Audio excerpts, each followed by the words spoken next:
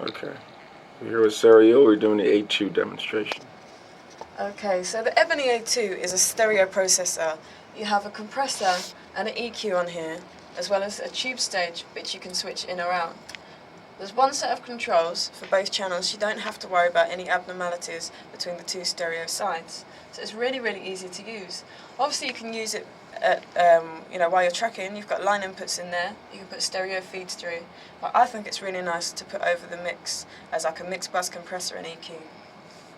So what I'm going to do is I'm just going to set this up. So if I just play a track here, I've got a track going through the fat track, and then I've got it connected to the fat track over the master insert points. So balanced send and return going through the A2. So if I hit play, I'll switch the insert in.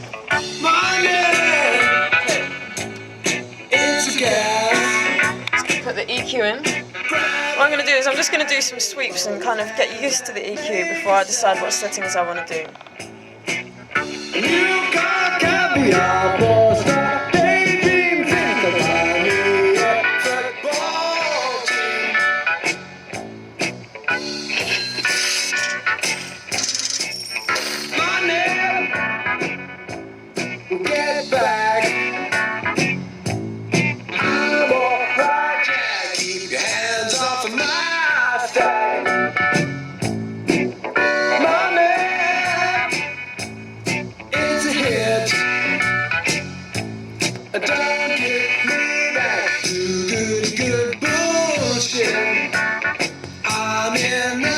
So I've just set up a little bit of EQ there, and I'm just A-Bing it in and out, and you can hear what a difference it's making to the sound.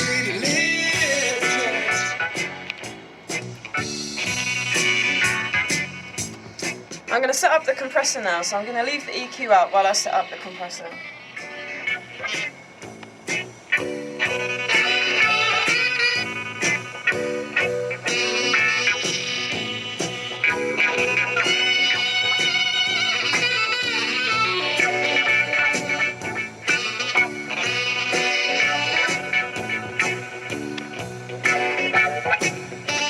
When I'm doing mixed bus compression, I don't use such a high ratio normally as standard, but obviously you've got up to a 20:1 ratio here, so if you really want to make it pump and use it quite creatively, you can do that as well. So I'm just going to see how this sounds.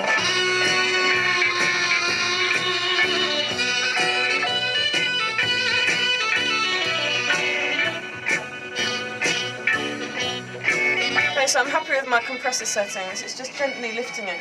Obviously I'm working with stuff that's already been mastered and recorded here, so there's a limit to just how much compression it really needs. You can hear it just subtly add something.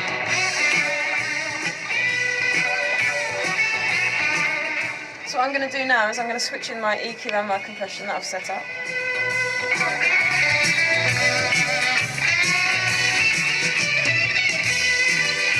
I can switch the EQ pre or post the compressor.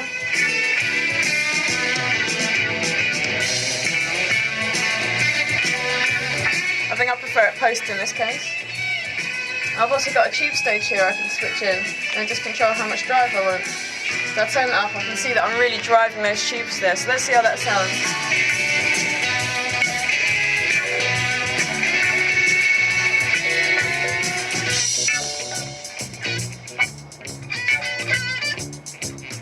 So you can just add it. It's really subtle, but it adds like a nice sort of creaminess and depth to the sound. So that's quite a nice effect. I think I'm going to leave that in. So now what I'm going to do is I have the insert switched in here. What I'm going to do is I'm going to play the track and I'm going to switch out the insert. Let's see what a difference I've made to the track.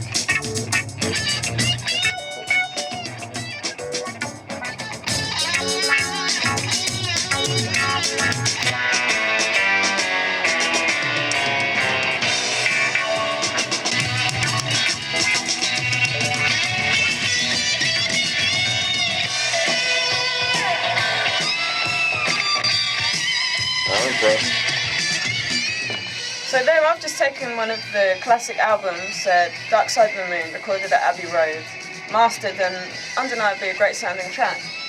Without that inserted over, it actually sounds quite dull and quite lifeless now. So if I can do that with that material, just imagine what you can do with your stuff. It's really cool.